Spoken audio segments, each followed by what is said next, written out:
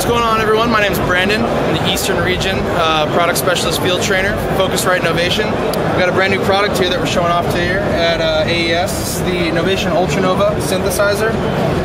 It's a really cool synthesizer. It's kind of reintroducing synthesizers for Novation. What we have here is a Fitara keybed. It's the same keybed you find on the SL series. It's a very high quality keybed.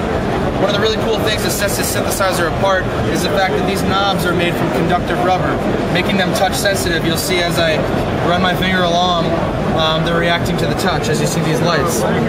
So it's really cool. I can kind of play a saw pad while I'm in touch mode. This is kind of modulate the sound. These are all assignable. The first four are assigned, but the last four aren't. So you can have up to 8 knobs all tweaking the sound just by touching them. There's no other synth on the market that's doing this right now, so it really makes the keyboard unique. Another thing that I want to point out is that this keyboard is only hooked up to the computer with a USB cable. It's not powered with a wall wart. It comes with a wall wart. You can plug it in, but what I'm trying to point out is the fact that it's bus powered, which makes it really cool. It's wavetable based, so there's a wavetable synth engine going on underneath the hood. I can kind of patch browse, and you can browse by category. Right now I'm in pads right now. You can browse by genre. We got our LED backlit module right here. So like I said, touch sensitive knobs, bus powered. I should also mention that it's an audio interface. This thing comes with a gooseneck microphone, so it's a vocoder synth, which is really cool. I can go to my vocoder section and kind of play a nice chord. I can kind of hang out like this, and we can do the whole rest of the demo like this. I can turn on the arpeggiator and go to some settings. We can do 30-second notes, which is kind of cool. There's a lot of different arpeggiator stuff. So it's not just a synth, it's a vocoder as well. It's an interface. It also has the UltraNova librarian that comes with it. This is an easy way to browse patches. All you have to do is double click the patch. It loads on the synth. One really cool thing about this synth is right above the touch button there's a tweak button. This is always going to be your filter. I can unlock it, and whatever button I touch, this is going to affect. I can throw the filter back on, that nice sweep sound. The cool thing is, so now I have this sound, and I want to know where I came from. If I hold down compare, that's the original patch, and now this is what I've done. So the cool thing, if I like what I've done, all I have to do is go up in the librarian and hit grab, and what it does is it throws this preset into a grab folder. So now I have all my presets that I've made. I can name it, so my own custom name, and it's a really easy way to save your presets as opposed to breaking out the manual, trying to figure out how you're going to write stuff. So that's a really nice feature. Also, you're going to find these buttons. These buttons, you find that these are very common synth terminologies. It's really easy for a beginner to kind of get under the hood of this synth and start to see how they can affect some stuff. This is an 18-voice polyphony keyboard. There's 3 oscillators per voice.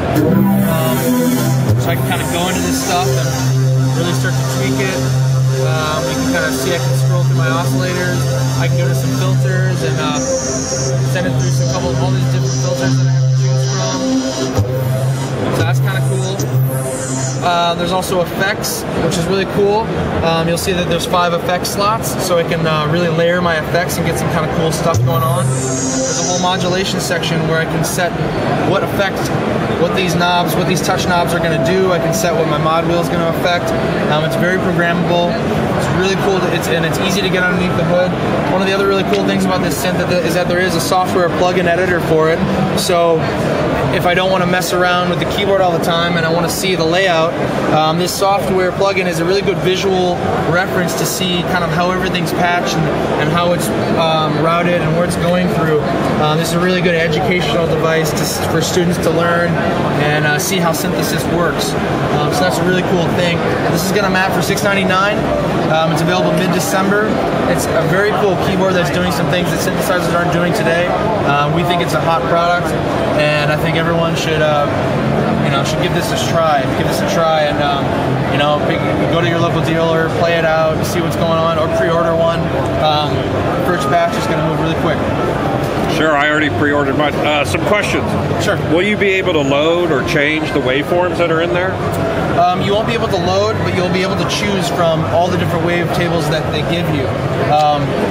I believe they give you 36 wavetables, which is a lot to choose from. And on the software plugin, you can kind of see visual pictures of those wavetables. So that's really good for students to see as well. I can go into modulation, and you can kind of see these envelopes where you can kind of choose these wavetables. Nice thing, if you ever see the next button light up, that means that you just have more to look at. So right in, you see oscillator, you can see all my waves. There's regular sawtooth, and now you can kind of see. Now I'm scrolling through all the wavetables, and it kind of says wavetable starts with 1, and then it goes through all the rest of them. So you have a lot of stuff to do. And I can choose now I'm choosing my audio in, so you can kind of put your guitar in. There's 2 inputs on the back, so you can start to modulate other frequencies. How does the audio in factor in with the patch? Is it just something that's side-chained and running alongside with the effects, or can you process that through the synthesizer or filter? You can process it through the synthesizer and the filter. This product's pretty new, so I'm just still getting my hands wet on it. I haven't literally tried plugging in anything to it yet. I'm kind of interested to kind of see, how flexible you are with that. So I don't know the whole answer to that question, but I do see a lot of functionality when I go through these settings of audio inputs and stuff like that. And even with this audio button, you can kind of see your level of, as I talk to the mic, you can kind of see it's picking up my levels. It looks like I can put effects on my inputs. And can you use the microphone for a recording device? Will it just take your input or whatever? Yep, it's going to go send it all through USB. And then, like I said, there's 2 other 1/4-inch outputs inputs on the back. There's 4 outputs, so I can send out to speakers, and I can also send out to an interface. So that's cool. You can kind of have different monitoring setups. Very cool keyboard, and I'm very excited about it. It also runs off regular power if you want to use it as a MIDI keyboard. It comes with an AC adapter. If you want to plug it in without a computer, you have the option to do that. Now, I heard you mention earlier some relationship to the Supernova. There is. The guy that designed the Supernova came on board to design the UltraNova and help out with that. And that's what's really important, because this guy is responsible for a lot of classic synths like the Impostor and stuff like that.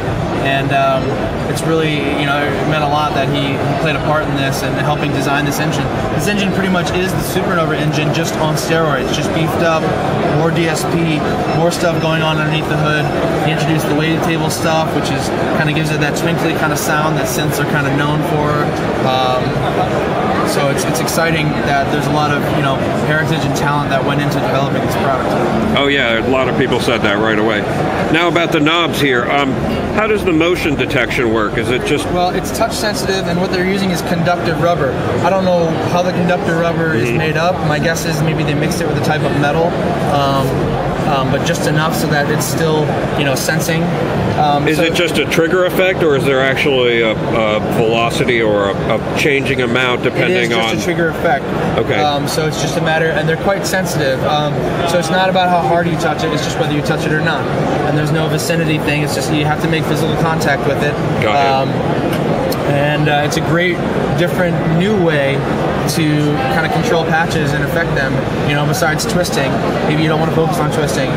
Touching something's a little easier than twisting something, so if you want to focus on the keyboard line you're playing or the chord progression, you can touch something, and that's a lot easier when you can keep focusing on what you're playing. Are you able to do things like maybe line up different arpeggiators to each button and trigger those separately? You can, if I go into my modulation section here, you'll see that I have number 1 through 20 slots, and each of these slots I have a touch selection, so I can assign touch 1 to touch 8. There's my 8 knobs, and pretty much after that I can assign 2 sources and a destination and the depth of that destination. Oh, great. So you can get very tweaky, for those. So one button can control up to 2 different things at once. Correct. And what's cool is, if I like something that someone has done, if I scroll through my sources, I can see that, okay, touch 1, I like what touch 1 was doing on that patch. So you can see what they did to make touch 1 sound that way.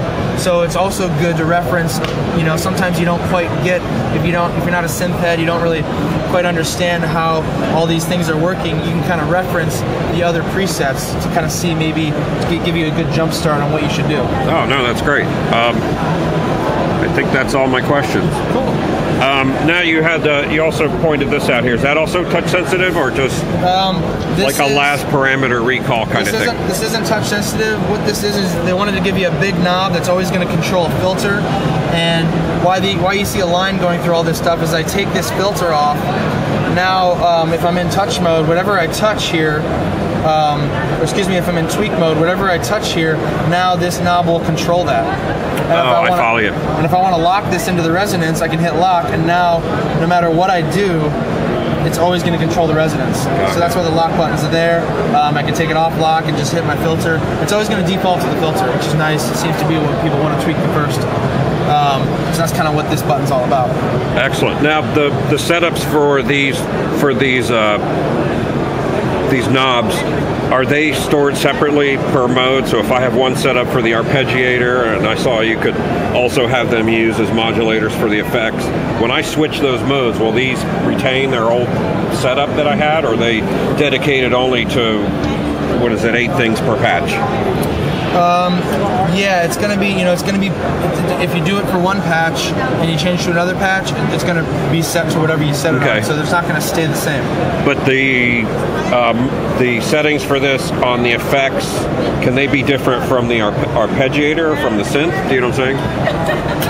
Yeah, I mean, one knob can be arpeggiator based, and the next one can be effect based. Got it. So they don't have to be all aligned. They can be, various different things. Sometimes, it's fun to kind of just go through different leads and kind of. So this is obviously some type of filter. This is obviously some type of arpeggiation. There's kind of like a vibrato type of thing. There's a delay. So now if I get delay, and you can play that MGMT song.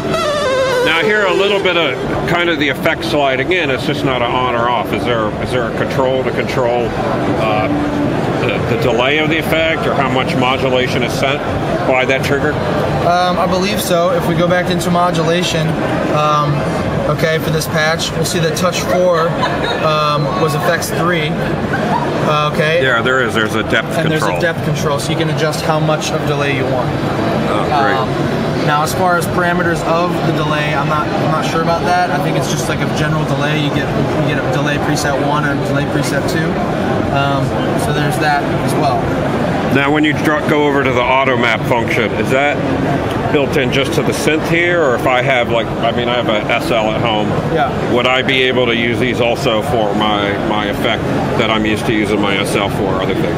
Yes, exactly. I'd love to be able to replace like 5 different things I take with me live and just have this. Right, and that's pretty much why they put it there, because AutoMap's kind of one of their flagship products that people have for programming their stuff easily, and so they wanted to include that here. So this can be your kind of keyboard controller as well as your synth. So you kind of have your similar AutoMap functions, like learn and view will show hide it, your programmable user settings, your effects and instrument and mixer. So you get all those AutoMap features on this keyboard, just like you said, so you can kind of combine a bunch of keyboards into one. And maybe you don't know this, so will you be able to use a couple of these together? Could I plug 2 of them into the same PC and everything be copacetic? Or I haven't tried it. Somebody's going to ask. Someone's going to ask it, and I'm sure Novation will listen to that, and you could possibly see some updates, whether it's software updatable or a second generation line of synth possibly doing stuff like that. It's a cool idea. I'm not, I don't know a definitive answer on that. Yeah. Are there plans to expand this line, or is it kind of a wait and see thing right now to see how this goes? I think it's kind of a wait and see thing, but being a synth company, I think that this is kind of the first of a lot of stuff to come. Sure. And if I can ask you an open question, is this kind of a response to people's interest coming back, kind of moving away from the DJ loop building thing, starting to want to have knobs and real synth engines and stuff like that? Yeah, in the States, I think the Dicer and the Launchpad pretty much got the Novation brand kind of back on the map, and a lot of people especially the people that were already familiar with the brand, knew about stuff like the Supernova and knew about synthesizers that they made, and a lot of big questions were, what are you guys doing with synthesizers? I haven't seen anything from you for a long time. And that's exactly why this exists, because they were listening to a lot of those demands, a lot of those complaints, a lot of those suggestions, and they, that's why I'm so excited, because they're finally coming back to what a lot of people know them for.